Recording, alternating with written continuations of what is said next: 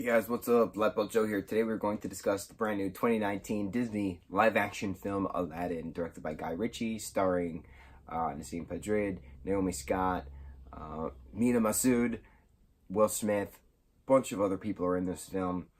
Now, what's funny about Nasim being in this film is that I honestly had no idea that she was in this movie. To be completely honest, I am obsessed with Nasim. She is absolutely hysterical. I loved her work in Scream Queens. She just did a absolute perfect job with the character that she was given in Scream Queens, and I just blown away with the level of craftsmanship and dedication to a actual character. To see her as Dahlia in this particular film was hilarious. She did a great job. Her comedic timing is flawless. She's a comedy writer. She's wonderful. Did a great job. Will Smith, of course, is Will Smith. Naomi Scott, I know her from Lemonade Mouth and what was that movie? Power Rangers, 2017 Power Rangers. She played Kimberly. Now, I'm not a fan of the 2017 Power Rangers, but Naomi did all the kids did a great job in that film. Kids, they're my age. Dacre Montgomery did a fantastic job in Power Rangers. I love Dacre. Dacre is awesome. Dacre is Billy in Stranger Things. He was in Better Watch Out for that brief moment. He's just such an awesome actor. Great guy. And then we have Mina, who just came out of nowhere. I mean, he's done TV and film for a little bit. But what's funny about the casting of this film, we're going to talk a little bit about the background of the film. We're going to talk about the film itself, and etc. So, Guy Ritchie was announced that he was directing the film, and I know Guy Ritchie from the Sherlock Holmes films with Robert Downey Jr. and Jude Law. Awesome films. He also did The Man from U.N.C.L.E. and he's done a bunch of other films. So Guy Ritchie knows how to make a quality blockbuster film, right? And there was a casting search going around to find Aladdin and Jasmine, and the internet, Twitter specifically, went on a field day because they're like, we know exactly who we want Aladdin to be. You know, Beck from Victorious, Avon Jogia, the glorious, you know, Persian Canadian actor that he is, who has a voice. We all know him. He has the fan base. He can definitely play Aladdin. Like, no getting around that. Jasmine, we weren't too concerned about because we wanted to make sure Avon was Aladdin.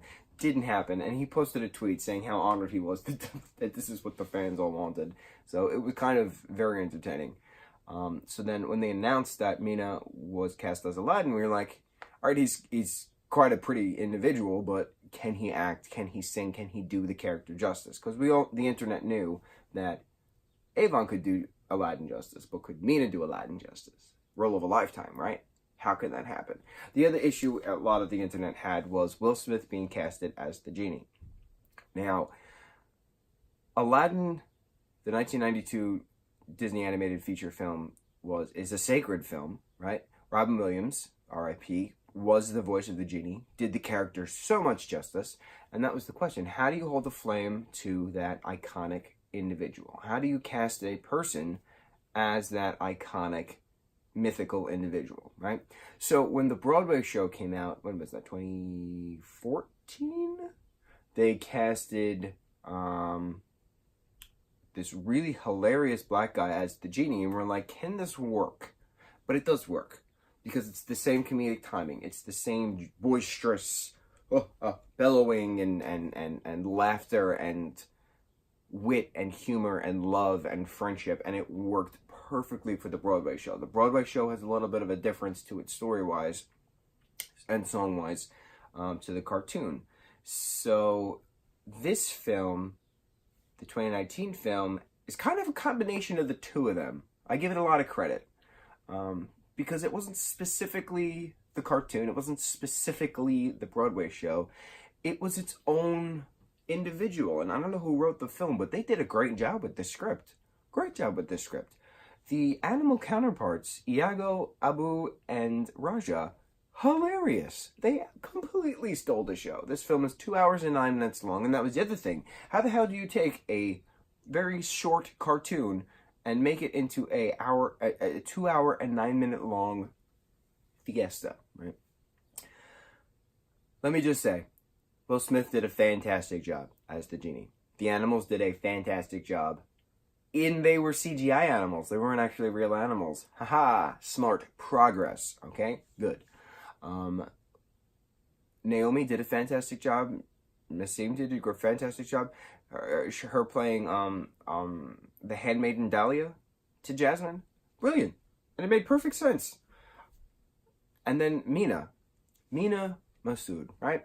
Born in Egypt, raised in Canada, started film in Canada, went throughout the U.S.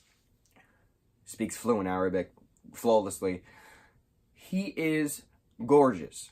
And I find it hilarious that through going through, Twitter and Facebook and Instagram and the social medias, right, discussing this Aladdin 2019 film, live action Aladdin, everyone, male, female, hetero, homo, any form of queer, is all stating how gorgeous Mina is. And I find this interesting because everyone who's stating this, who doesn't have an attraction to him, right, is stating it from an aesthetic point of view. And that's important. That is progress. Because everyone says how hot Zac Efron is, right? It's how he is. Genetics, he works out, he trains, he takes care of himself. He is the poster boy of symmetry when it comes to aesthetics. And that's important because people can acknowledge aesthetics. With Mina, people are acknowledging aesthetics without having an attraction to him. And that's important. That's important progress within society. It's being comfortable enough in yourself to say, you know what, that guy is good looking. He's pretty hot. I understand why my girlfriend is obsessed with him. I understand why my boyfriend is obsessed with him. It makes sense. It makes sense to show this kind of progress within the social medias. I give everyone, bravo, round of applause, everyone. Go team. Go team on aesthetics. Aesthetics is important. Mina is gorgeous. There's no getting around that. He can sing, he can act, he can dance. He's gorgeous. Right? Beautiful. Beautiful individual. Watch his interviews, too, because I watched him and Naomi Scott do the interview circuit before this film, because I wanted to know, who these people actually were. Brilliant. Absolutely brilliant. He is wonderful. And Naomi's voice is flawless. Flawless. They give Jasmine a new song in this film called Speechless. And it's this empowerment, song that, I'm not going to stay and be speechless and, it's perfect. It's absolutely perfect. The twists that they put in this film, it's appropriate. And it makes sense that she then becomes the Sultan. She can make up her own laws if she deems so fit, because Aladdin clearly showed his worth as the street rat urchin, riffraff street rat. I don't buy that. So, it's... We talked about the story, we talked about the amazing cast. The score was perfect. We had the whole Middle Eastern flair going about.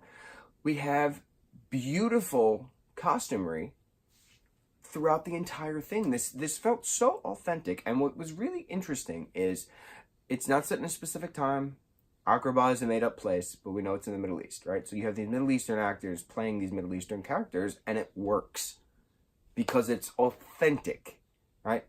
A lot of people were worried when they announced that forget his name. He was in Game Night. He was in Into the Woods. I forget his name, but he plays Prince Anders in this film. And it's just a prince trying to woo Jasmine. That's it. It's the only white guy in the film. And everyone was freaking out. They're like, how could you have a white guy in Aladdin? And there was no white people in Aladdin. But it was another suitor trying to suit Jasmine. That's it. And he did a great job. Prince Anders was hysterical. Absolutely hysterical. I thought of course, Anders Holm from Workaholics, because his name is Anders. Haha, hysterical, I know. What else? Oh, Will Smith's hip-hop flair, right, was clearly brought into this with the songs and the dancing. But I would have never thought in a million years that hip-hop and Bollywood could blend together so perfectly. Because there's certain scenes, you have the Prince Ali song, you have the ending songs, you have a bunch of different songs thrown in where you have hip-hop dancing and singing, but mixed with Bollywood dancing and singing. And you have the, twist the light bulb kind of dance. I don't know the proper names of the Bollywood dancing, but it was interesting to see them go from twisting a light bulb, right, to then straight moves. It worked. I never thought that this kind of thing would work, and it did. And I'm impressed, because I saw Brightburn on Thursday, right? I saw Aladdin on Friday, and these were two movies that kind of blew me away in a sense of mixing genres that I didn't think would be capable of doing. And that's what's important.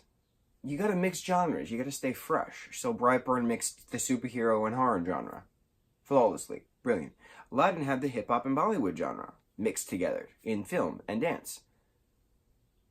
Who would have thought that would have worked? Especially in a live-action Aladdin film. So critics hated this movie, and I don't understand why, because this film worked.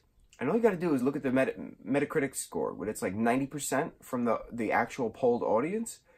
This film is amazing. And what was also cool about it is that we had entire, our entire audience roaring of laughter, applauding constantly. Just after every single song, the entire audience was clapping their hands. It was like they were watching a Broadway show. They weren't, but it was like they were watching you had people in costume. It was an experience. It was an experience that I will not forget, and I can't wait to see it again. I need to listen to the soundtrack. I need to listen to Speechless on repeat. I need to see every film that Meena is in, because I'm now very much in love with him. He is awesome. Meena is awesome. So, yes. Have you guys seen the new 2019 live-action Aladdin? What did you think of everything I just said, bringing everything together collectively? Guy Ritchie did a fantastic job. So, bravo to everyone involved. Thank you, Disney, for this. 100 times better than Beauty and the Beast, that garbage that was in 2017. Cinderella was okay. Maleficent was good. The new Maleficent is going to be really good. Lion King, I'm a little about. But again, I was a little meh about Aladdin, and here we are. I'm praising it. So we'll see how we'll see how Lion King turns out in a little bit. Mulan is next year. What I cannot wait for is Lilo and Stitch, because Disney's Lilo and Stitch is the greatest Disney film franchise in any Disney film. And there needs to be a Hawaiian roller coaster ride in the Disney parks around the world. And I do not understand why that is not a thing. There's a resort in Hawaii featuring Lilo and Stitch. Why is there no Hawaiian roller coaster ride? I don't get it. You make it exactly how you made Rock and Roller Coaster. You sit in your hovercraft, Lilo and Stitch style red hovercraft, right? Just like a Tron cycle. Everything's together. Then you got the speakers in your head, and the song Hawaiian Roller Coaster Ride is playing while you're on a Hawaiian roller coaster ride. I know I'm getting about it, but like, it's so simple. Come on, Imagineers, you can do it. I have faith in you. You can do it. If you need me to sketch out a track, I will gladly sketch out a track for you. No worries. And to that I say, mucho mahalo, guys.